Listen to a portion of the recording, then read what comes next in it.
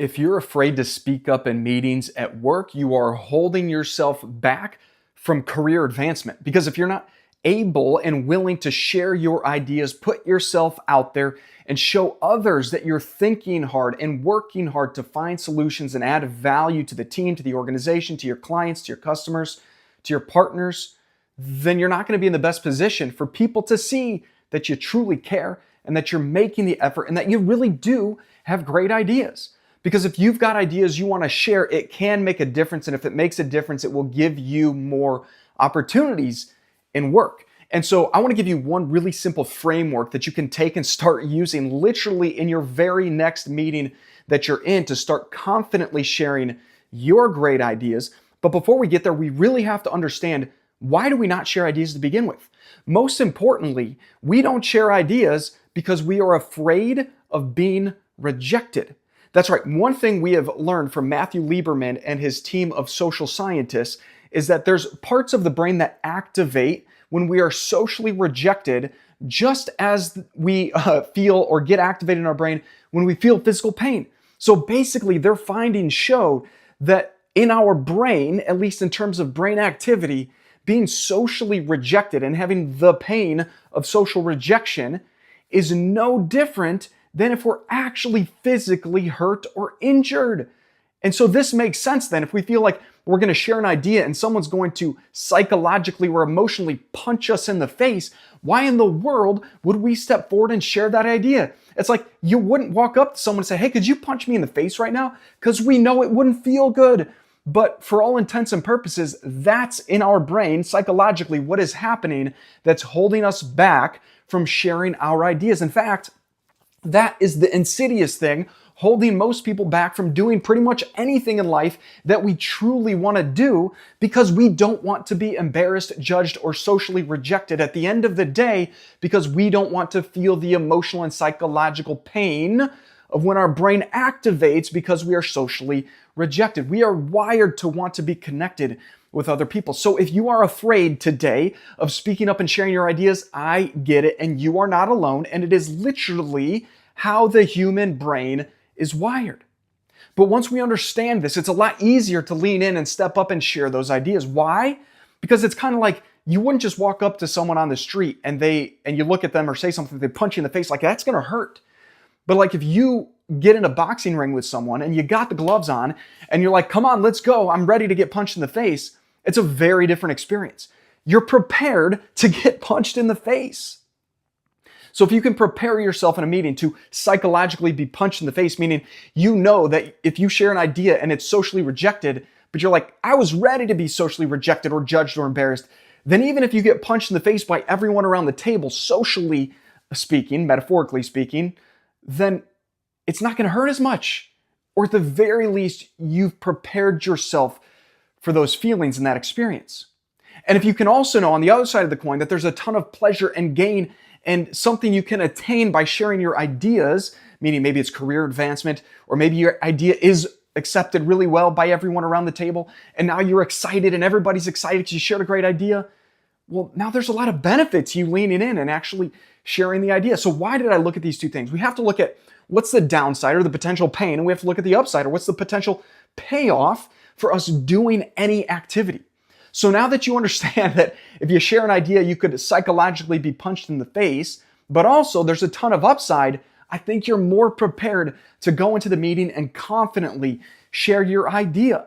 Now here's the framework, the thing you can say before you share your idea that will help you and make it land better for other people.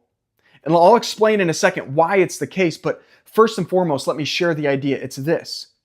"Hey, I've got an idea." You're going to say this. "Hey, I got an idea I want to share, and it's probably a terrible idea, but I just want to put it on the table because possibly it could inspire other ideas or help us maybe think about this thing differently. Or maybe we just take it, we throw it out the door, and that's totally fine too, but I'm just going to throw it out there. Maybe it's a terrible idea. Let's see what happens." So there's a couple things that happen when you say something to the effect, and by the way, use your own language, change this to be appropriate for you and your personality, but here are the core pieces of it. "I got a terrible idea. I'm going to tell you that it's a terrible idea, and I'm going to tell you be willing or feel free to take the idea that I'm about to put on the table, grab it, and throw it out the window." A couple things happen. One, It protects you and your ego. And I think we got to get comfortable with our ego being put on the line. But if it makes it easier for you to handle, because you've already told people this is a terrible idea. So if they say, yeah, that is a terrible idea, you're like, I'm not worse off because I actually told you this is a terrible idea. So it's easier psychologically for you to take your idea from your head, put it on the table in front of everyone because you've already called it out. You've labeled it as a bad idea. But what if someone's like, that's not actually a terrible idea? Well, all right, we're making progress. But here's the other thing that happens. People are willing to say, you know what? That's not a great idea, but it does inspire me to think about this. And now it makes it easier for other people to receive because, by the way, sometimes if we're someone that's constantly sharing ideas, other people could possibly look at us, as the person that's like, oh, he always thinks he has the best ideas or she always thinks she has great ideas. But if we're literally saying, I think this is a terrible idea, it puts other people at ease because you're not coming in and saying, hey, I have the greatest idea on the face of the planet. We have to do this thing. You're saying, hey, this might not even be good, but I want to share it. Here's the third secret that actually happens when you start sharing your terrible ideas and putting it out there for everyone to think about. You probably inspire other people around the table to share their bad ideas. I once heard someone say that he was really inspired by a leader because this leader came to the table and the first thing he said before he shared an idea was, I've got a bad idea that I want to share with you. So this is kind of where the framework came from. He said, I've got a bad idea that I want to share with y'all. And the reason the leader said, I've got a bad idea is he understood that every idea at its core is not good with its first iteration. Every idea needs the ideas and perspectives and the workings from other people, needs the effort of thinking from the other people around the table in the group to refine it, to chip away at it, to make it into something that's worth sharing. But before you can have an idea worth sharing, before you can have a refined concept or idea or strategy or next step, you got to have one that's in raw form, that's maybe not good. Maybe it kind of looks ugly and you're like, what is this? I don't know what it is. But it's got to be the starting piece. We have to have the starting piece.